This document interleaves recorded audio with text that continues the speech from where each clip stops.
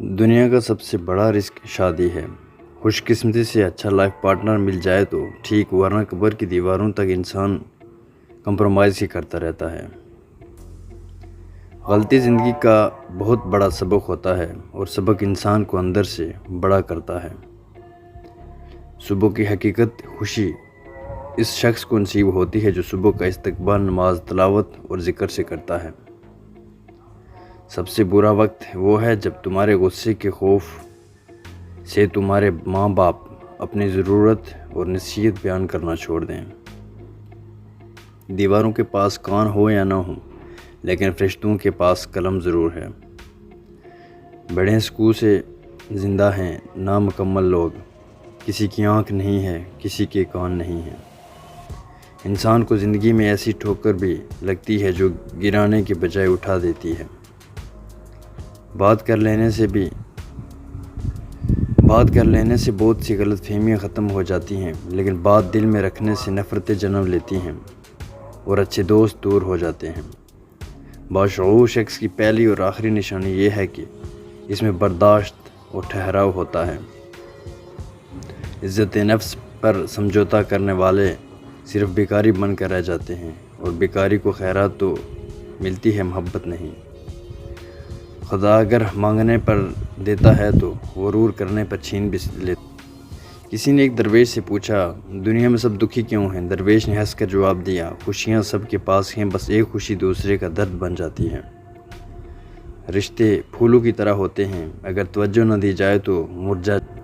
بہترین لوگ بہترین نیت رکھتے ہیں، جس کی وجہ سے اللہ ان کے تمام کاموں کو سنوار دیتا ہے، اور جس کے کام کو اللہ سنوار دے تو کوئی مخلوق اسے کیسے بگاڑ سکتی ہے۔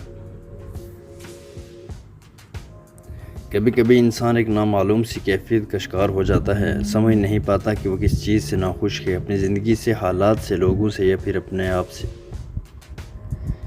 میرے رب نے جہاں رزق مقرر کیا ہے ادھر پہنچا بھی دیتا ہے۔ گھبرائیں نہیں، سازشیں بھی انہی کے خلاف ہوتی ہیں جن میں کوئی خاص بات ہوتی ہے۔ رشتہ ہمیشہ وہی کامیاب ہوتا ہے جو دل سے جوڑا جائے، فرصت یا ضرورت سے نہیں۔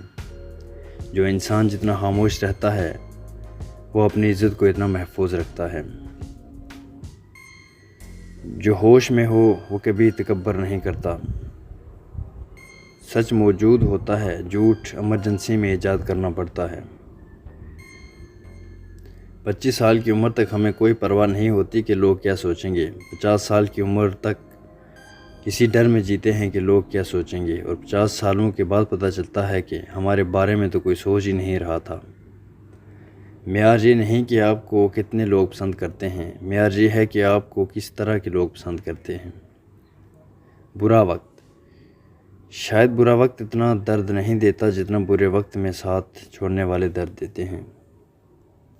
بعض لوگوں کے مر جانے سے بہت سے لوگ مر جاتے ہیں، اور بعض لوگوں کے مر جانے سے بہت سے لوگ جینے لگتے ہیں۔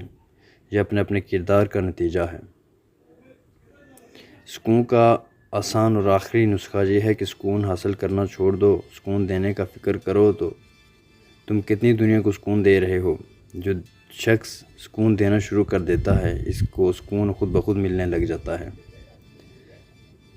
سچے آدمی کی ایک خاص نشانی یہ بھی ہوتی ہے کہ اس کا لہجہ ذرا سخت اور تلخ ہوتا ہے۔ اعتبار کرنے لگو تو لوگ بیوقوف سمجھنے لگتے ہیں۔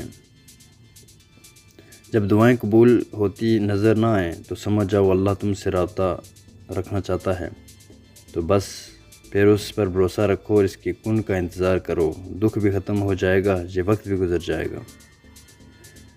دعائیں مانگتے تھک مت جانا، کبھی یہ مت کہنا کہ ہماری تو رب سنتا ہی نہیں۔